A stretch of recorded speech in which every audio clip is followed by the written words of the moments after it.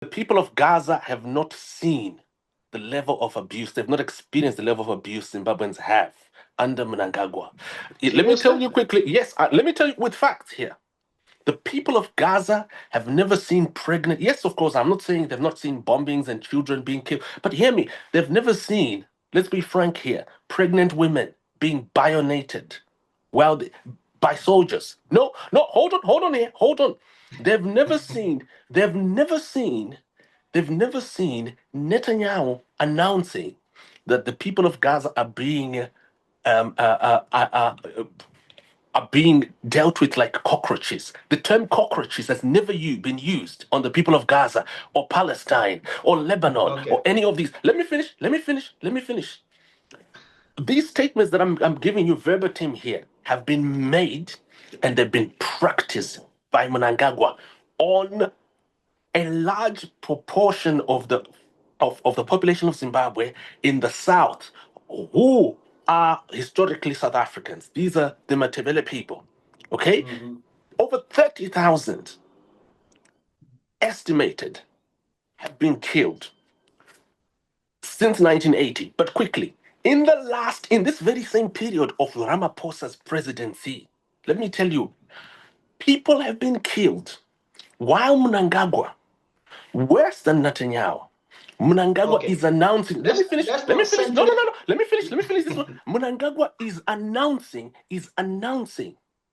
that people are going to be killed. Guess for what reason? Not because they threaten anyone. Not because they threaten, like in this case. Netanyahu could say, oh, you people of Palestine or you people of Gaza, you are threatening us or you want to do this. No. Do you know what he actually says? He says, we are going to kill all of you. We're going to send soldiers on you because you are guilty of stopping the rain. 2 February, let me finish. 2 February 2020,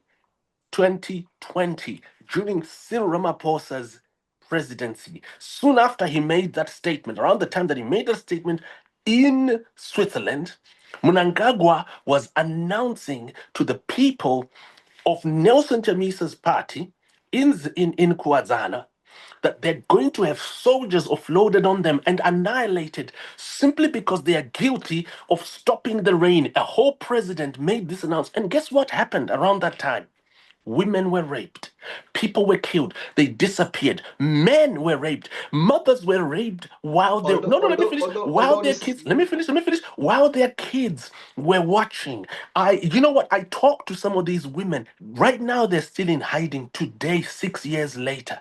And so when President Ramaphosa goes and meets such a person, are you telling me that you can put Netanyahu and Mnangagwa and say Mnangagwa is better than Netanyahu?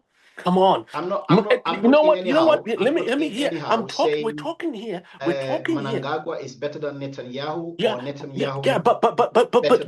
yeah, but what happened a few days ago was the president of South Africa using his executive powers, to go and secretly meet Emerson Mnangagwa, endorse him, and strengthen his stranglehold on power. These killings of tens of thousands of Black Africans who are also South African, by the way. Let me finish. These are also South African, by the way. Let's not forget.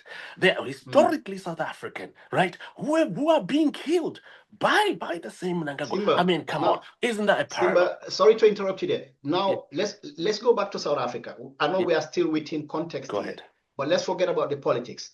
Economically, can South Africa survive without migrants in the country in terms of its economy? The reason why I'm asking that, you mentioned earlier that most of these jobs, or many of these jobs that migrants do in the country, these are jobs that many South Africans cannot do or don't want to do. So looking at that, economically, can South Africa survive? Ferdinand, are you there? Can South Africa survive economically without its neighbors, countries like Zimbabwe, Malawi, Tanzania, Nigeria, Ghana, you name it? Okay. Can I speak? Yeah, it is. No, the countries are depending each other. Economically, this is how we do operate. One country and other country are using to live, when living in harmony, are depending to each other. You can find, for example, in Tanzania, you may find people from DR Congo are working there. But the question is, under what basis are you working? This should be very clear. Are you working as an investor? What are you doing? What law guides you on your working? So you will enjoy the bundle of rights depending to the activity that you are doing within the country. That's number one. I think that's a good point there, because many of these demonstrations that I've seen, some of the videos, the demonstrators are saying they are after migrants that are living in the country illegally. So we must also state that clearly. And no country can accept for people to be in their country illegally, is it? Another further question one would ask is that if you are in the country illegally, who allows you to operate? Who gives you the license to do business? These are similar questions, should go together. Because if you are in the country legally, meaning you have to follow all proper procedure for you to work. You have to pay tax. You must have the license. Okay. And among other things, you should be aware of your rights protected. Once your right is infringed, you should go before the court of law and enforce your right. It's like two parties have entered into a legal contract and the one has breached it. Where will you go to enforce that contract? You cannot go anywhere to enforce. So if you are illegal, working illegally, meaning that even your rights have been breached, you can go nowhere to enforce that right. And if you are working, you have license and any other things, in my understanding, impliedly you have been recognized as your presence is illegally identified. That's what one should draw the conclusion from within. Okay. Unfortunately, we are running out of time. Simba, just a final word from you. That is the way these demonstrations have been reported in terms of the media. You know, we all work in the media. We've got under 1 minute to go, by the way. So how do you think the South African media has portrayed these demonstrations and, and also the African Union in general, or the continent in general? How has these demonstrations been perceived across Zimbabwe and other parts of Africa? Well, the demonstrations that have been done here by supposedly jobless South Africans who are demanding a return of foreigners to their countries and the like. They've really outraged the rest of Africa. And what I want to say quickly, maybe as we are ending, is that what people who I have been speaking with would like to see is something discussed that can address the problem. And this is what I am seriously concerned here. How can it be stopped? Because it's not the first time. These demonstrations have been there since 2006. I think if I remember well, 2006, 2007. How can they be stopped?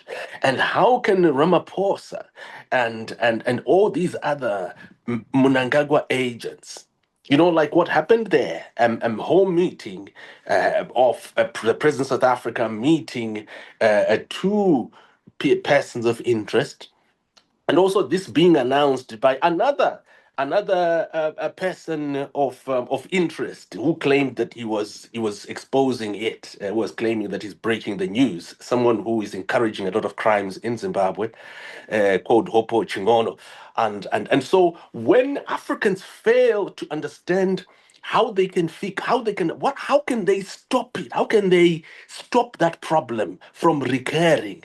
Then that problem will keep coming. And I think these conversations need now to graduate to that level, BJ, where we then start looking at these operators. Ramaphosa is definitely an operator for Mnangagwa. Well, he is proven to be, right?